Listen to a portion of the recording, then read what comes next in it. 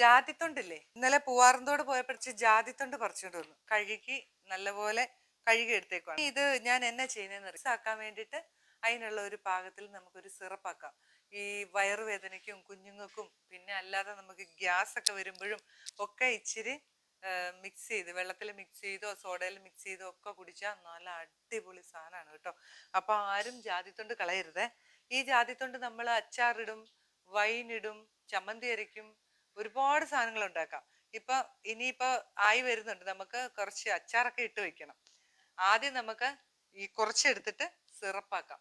അതിനൊന്നും ചെയ്യാനില്ലേ, ഇത് ഒരു കുക്കറിനകത്തോട്ടിട്ട് വേവിക്കുക എന്നുള്ളതാ. ഇത് നല്ല വൃത്തിക്ക് കഴുകി എടുത്താൽ മതി, മണ്ണൊന്നും ഇല്ലാതെ വൃത്തിക്ക് കഴുകി എടുത്തിട്ട് നമ്മളൊരു കുക്കറിനകത്തോട്ട് ഇട്ടാൽ മതി. അരിയൊന്നും വേണ്ട. അങ്ങനെ നമുക്കൊന്ന് കുക്കറിലോട്ട് ഇടാം. കഴുകി നല്ല വൃത്തിക്ക് കഴുകി എടുക്കണം കേട്ടോ. നിലത്തൊക്കെ ചാടിയതാണെങ്കിലും ഇതാ തൊലിയൊന്നും കളയണ്ട, ഇങ്ങനെ കുക്കറിനകത്തോട്ട് പെറുക്കി ഇട്ടാൽ മതി.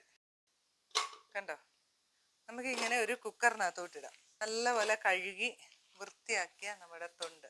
ഈ തൊണ്ട് ഇങ്ങനെ എടുത്തിട്ടേ നമ്മൾ അതിന് പാകത്തിന് വെള്ളം എന്ന് പറഞ്ഞാൽ ഞാനിപ്പോ ഇതിന്റെ ഒരു അരപ്പാത്രം വെള്ളം വെക്കും. ഇത് കപ്പ എനിക്ക് തോന്നുന്നു എത്ര 2 ലിറ്ററോ 2.5 ആയിരിക്കും അല്ലേ.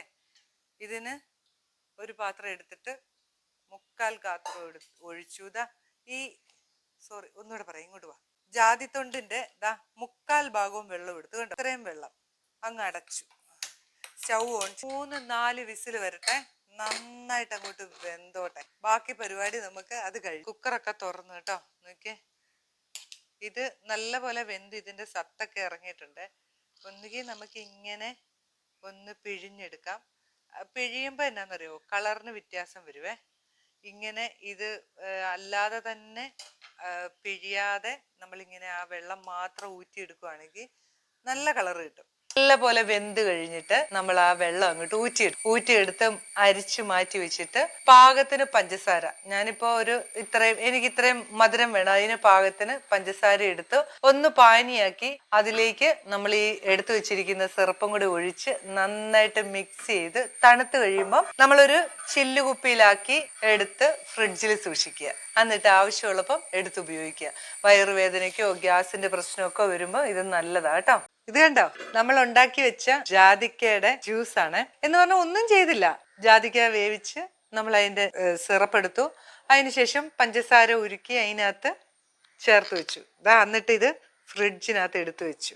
ഇത് കണ്ടോ, ചില്ലുകുപ്പിയിലാക്കി.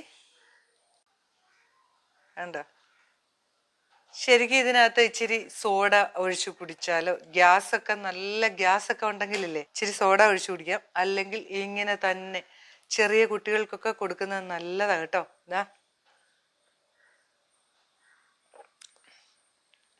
എന്തൊരു ടേസ്റ്റാന്നറിയോ. വെറുതെ നിങ്ങളുടെ വീട്ടിലൊക്കെ ജാതിത്തൊണ്ടുണ്ടെങ്കിൽ വെറുതെ നശിപ്പിച്ച് കളയരുത്. നമ്മൾ അച്ചാറിടാറുണ്ട്, വൈൻ ഇടാറുണ്ട്, അതുപോലെ ഒരുപാട് ഉണ്ടാക്കാറുണ്ട്. ഒരുപാട് വെറൈറ്റി ഡിഷുകൾ ഇപ്പൊ അതിന്റെ ജാമും ഒക്കെ ഇറങ്ങുന്നു. പക്ഷെ എനിക്ക് കുറച്ച് കിട്ടിയപ്പോൾ ഞാൻ ഇങ്ങനെ ആക്കി വെച്ചു. നല്ല അടിപൊളി ടേസ്റ്റ് ആണ്. എല്ലാവരും ഉണ്ടാക്കി നോക്കണം കേട്ടോ. കുടിച്ച പോലെ ഇരിക്കും. നല്ല വയറിനൊക്കെ സുഖമില്ലാതെ ഇരിക്കുന്ന സമയത്തൊക്കെയാണ് നല്ല രസമുള്ള ഒരു ജ്യൂസാട്ടോ.